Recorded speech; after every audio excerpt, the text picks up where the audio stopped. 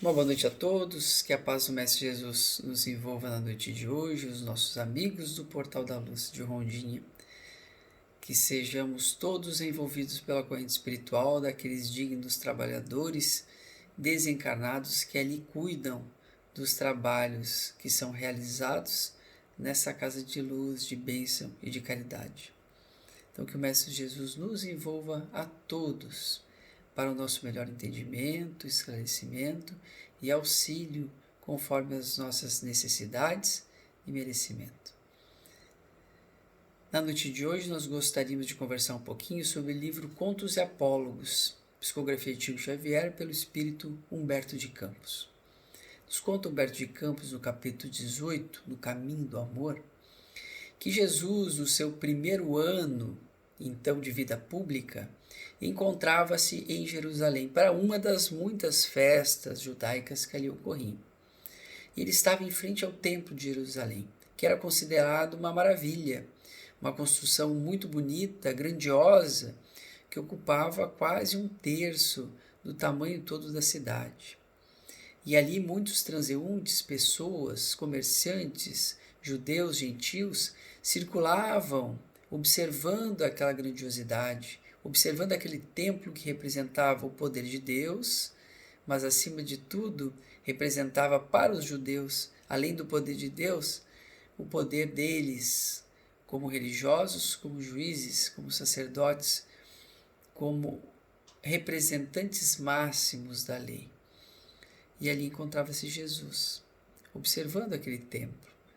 E segundo nos contam os espíritos em algumas obras espíritas, Jesus possuía um porte muito esbelto, era um homem muito bonito.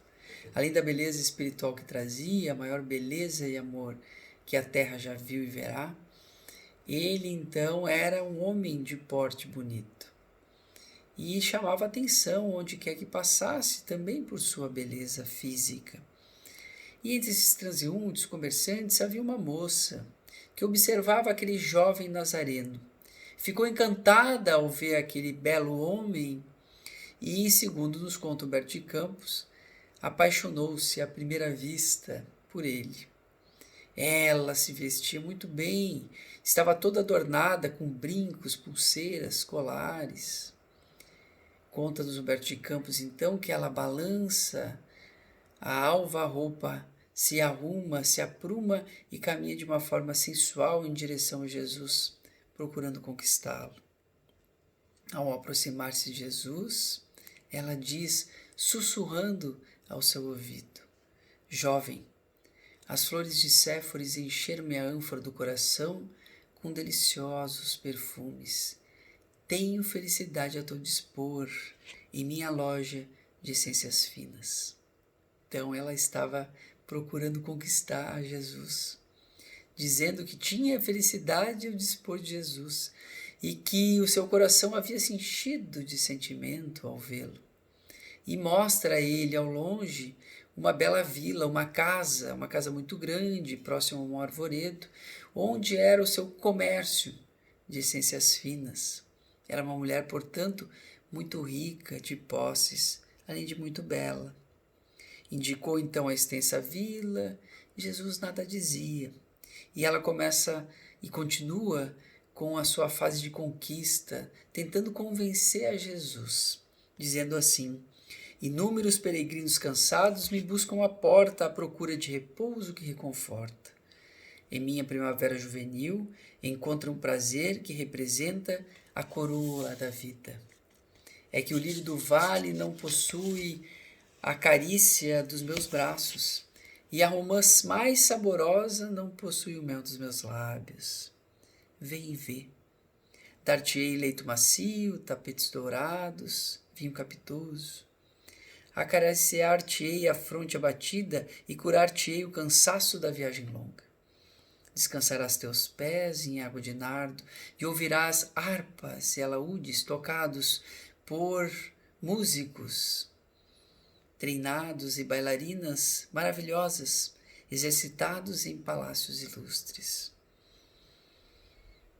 Jesus nada dizia perante aquela mulher que procurava conquistá-lo. ela começou a ficar nervosa. E algo súplice diz a Jesus: Jovem, por que não me respondes? Descobri em teus olhos diferente chama, e se assim procedo, é por amar-te. Essa frase é muito bonita que ela diz: descobri em teus olhos diferente chama, e se assim procedo, é por amar-te. A chama que ela via em Jesus e que ela não reconhecia não era a chama da beleza física ou a chama da matéria, da sensualidade. Ela não conseguia compreender ainda que a diferente chama que ela via em Jesus era a chama do amor que conforta, que completa, do amor que tudo cura, que tudo salva, que tudo alimenta. Jovem, por que não me respondes? Tenho sede de afeição que me complete a vida. Atende, atende. E aqui ela vai dizer um pouquinho dela. Tenho sede de afeição que me completa a vida.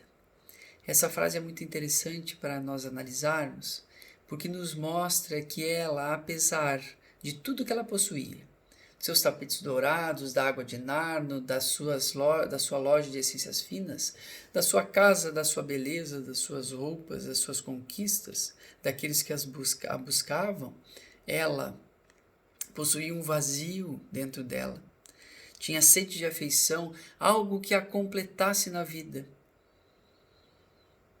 Porque nós sabemos que a paz de espírito, a paz de consciência, o estado de espírito em que nós encontramos, não pode ser contabilizado à conta do que possuímos, nem mesmo à conta da nossa família, nem mesmo à conta do cônjuge, não mesmo à conta do nosso dinheiro, da nossa casa, do nosso carro, do nosso trabalho, nem à conta da nossa condição física, melhor ou melhor, equilibrada ou desequilibrada.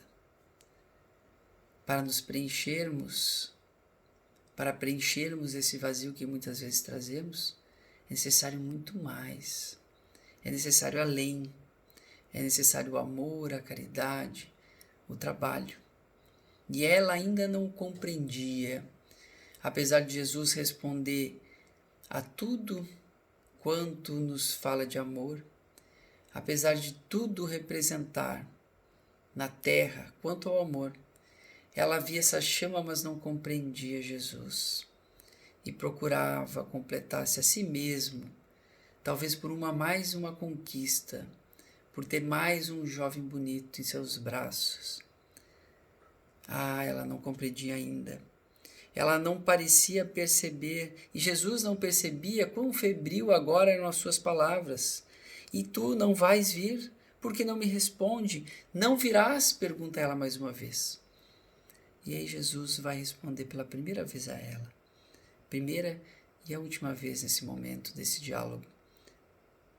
Agora não. Depois, no entanto, quem sabe? Agora não. Depois, quem sabe? A mulher, algo então desprezada, sentindo-se desprezada, sai com sarcasmos, impropérios a Jesus e vai embora. Passam-se 2 anos. 2 anos de vida pública de Jesus e Jesus retorna então a Jerusalém. Retornando a Jerusalém, ele vai então encontrar-se à porta das ovelhas, na parte externa, então, dos muros da cidade de Jerusalém. A porta das ovelhas, ou porta dos leões, era uma pequena porta onde passavam os animais para serem sacrificados. Jerusalém possuía 8 portas de entrada, e ela era uma delas. Inclusive, nos conta a história que perto dessa porta, perto da piscina de Betsadá, que ali se encontrava, havia nascido Maria, a mãe de Jesus, Maria de Nazaré, filha de Joaquim e Ana, havia nascido próxima, então, a essas muralhas de Jerusalém, próximo à porta das ovelhas, próximo à piscina de Betsadá. A piscina de Betsadá era uma espécie de piscina, mas que em realidade era então uma cisterna, onde as águas eram utilizadas como reservatório, tanto para os animais quanto para as pessoas. e ali encontrava-se Jesus. Nos conta o Evangelho de João, capítulo 5, 1, que a piscina tinha 5 pórticos e Jesus caminhava, depois desses anos todos, observando em torno dessa piscina, que tinha em torno de 20 metros por 10, aqueles doentes que ali se encontravam. Pois rezava a lenda do local, que de tempos em tempos um anjo do Senhor descia sobre a piscina, mexia as águas e a primeira pessoa, o primeiro doente que se jogasse nas águas, seria curado. Então ali se reuniam muitas pessoas com suas deficiências, com suas doenças, esperando que de tempos em tempos o anjo do Senhor pudesse movimentar a água para que se jogassem e alcançassem a cura. Não se sabe se alcançavam a cura por sua fé ou por propriedades que a água possuía. Talvez um pouco de um pouco de outro. Jesus observava aqueles homens, aqueles paralíticos, aqueles cegos, aqueles que sofriam e via além do seu corpo, via o seu espírito e viam a possibilidade de cura também. Porque Jesus observava quando um ou outro estava disposto a melhorar. Porque curar-se depende da vontade daquele que encontra-se doente, do momento correto para que aproveite, então, a oportunidade de cura e aproveite a cura para realizar algo diferente do que realizava anteriormente, nessa vida ou na vida anterior. Para que retornasse ao mundo, mas que não retornasse aos seus antigos vícios, seus antigos hábitos, suas formas de pensamento. Jesus observa um homem e possivelmente ele estava em condições de ser auxiliado, de receber essa oportunidade de voltar a andar, porque este era paralítico e ele estava naquela condição há 38 anos. Era levado por amigos ou por parentes, deixado lá sob seu catre para esmolar e quem sabe um dia receber a cura. Jesus se aproxima dele, segundo nos conta João, o evangelista, e pergunta: queres curar-te? O homem não diz nem que sim, nem que não. Ele responde que não possuía ninguém que o jogasse na piscina no momento em que o anjo balançasse aquelas águas. Não possuía ninguém que o auxiliasse naquele momento. Então outro, contava ele, se joga antes, entra na água e consegue a cura. E eu assim permaneço durante 38 anos. Jesus responde a ele: então levanta-te e anda, toma teu catre e vá. Ele se levanta, toma seu catre e entra no templo e conta aos sacerdotes o que havia ocorrido, pois todos o conheciam. Sabiam que ele era paraplégico há tantos e tantos anos. Cria-se uma confusão, porque era sábado e não podia se curar do sábado. Ele sai e retorna a Jesus, e Jesus diz assim a ele: vai e não voltes a pecar, para que não te ocorra coisa pior. Quantos, pensamos às vezes, que receberam as dádivas das curas de Jesus e retornaram às suas vidas de forma desequilibrada e adoeceram novamente? Quantos perderam a oportunidade? Quantos voltaram aos seus vícios? Quantos retornaram aos seus pensamentos? Desconhecendo a ligação entre o espírito e o corpo, pois a doença do corpo físico representa a doença do corpo espiritual. Representa o desequilíbrio do espírito. Representa o desequilíbrio da consciência, que emana suas vibrações e age sobre o corpo físico, alterando as células e gerando as doenças mentais e físicas. Desconhecia ele e muitos talvez desconhecessem. Terminando a conversa com esse homem, eis que uma senhora, uma anciã, aproxima-se de Jesus e pede a ele, roga a ele, para que auxiliasse a uma sofredora que encontrava-se não muito longe dali, se ele podia ir com ela para auxiliá-la, pois ele já era tão conhecido, havia curado tantas pessoas, quem sabe pudesse curar também aquela moça. Jesus prontamente aceita o convite para auxiliar aquela moça e sozinho parte com a anciã. Quando chega próximo a um pardieiro, a uma casa muito velha, abandonada, suja, e ali encontrava-se uma pessoa que fora um dia muito bela e que agora de fora da casa ouvia-se os gemidos e as dores de um agonizante. Era uma sombra leprosa. A disputada mercadora de aromas ali se encontrava, carcomida de úlceras, tomada pela lepre, com a pele escurecida, o rosto desfigurado, tomada de chagas sanguinolentas. Não lembrava em nada aquela bela mulher rica e poderosa de outros tempos, à exceção dos olhos profundos e indagadores que possuía. Não se ousava aproximar de ninguém a mais, pois já não era bela, já não possuía aquilo que o mundo esperava dela. Fitou o mestre e o reconheceu. Meu Deus! Era o mesmo jovem nazareno de outros tempos. Ela se recordava dele, era o mancebo nazareno de porte sublime e atraente expressão. Jesus estendeu-lhe os braços, tocado de intraduzível ternura, e a convidou. Vem a mim, tu que sofres. Na casa de meu pai nunca se extingue a esperança. A moça, algo assustada, perante o convite de Jesus, tenta dar um passo atrás, uma vez que Jesus gostaria de abraçá-la, procurava abraçá-la, mas há tanto tempo ela não recebia um abraço. Os leprosos eram tão mal vistos, deveriam gritar onde quer que passassem, leprosos, leprosos, para que avisassem aqueles que ali caminhavam, que não se achegassem perto deles. Deveriam permanecer em torno de 10 côvados, 6 metros de qualquer outra pessoa saudável. Não podiam entrar na cidade.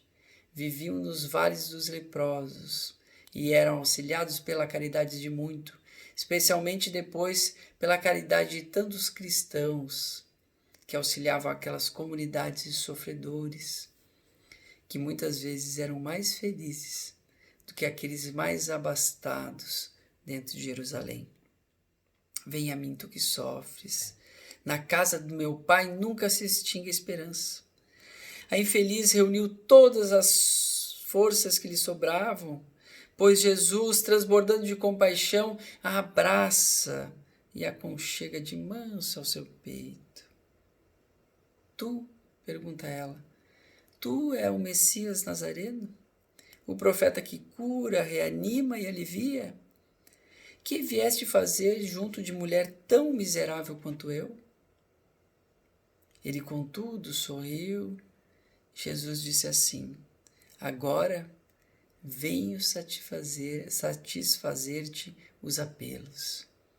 Você se recorda dos apelos de antes? Vem e vê, vem comigo, como dizia ela. Então não vens? Agora não. Um dia, quem sabe? Agora Jesus retornava para satisfazer os apelos daquela mulher. E Jesus, lembrando o primeiro encontro, diz a ela, em uma frase que ela havia dito há tanto tempo: descubra em teus olhos diferente chama, e se assim procedo, é por amar-te.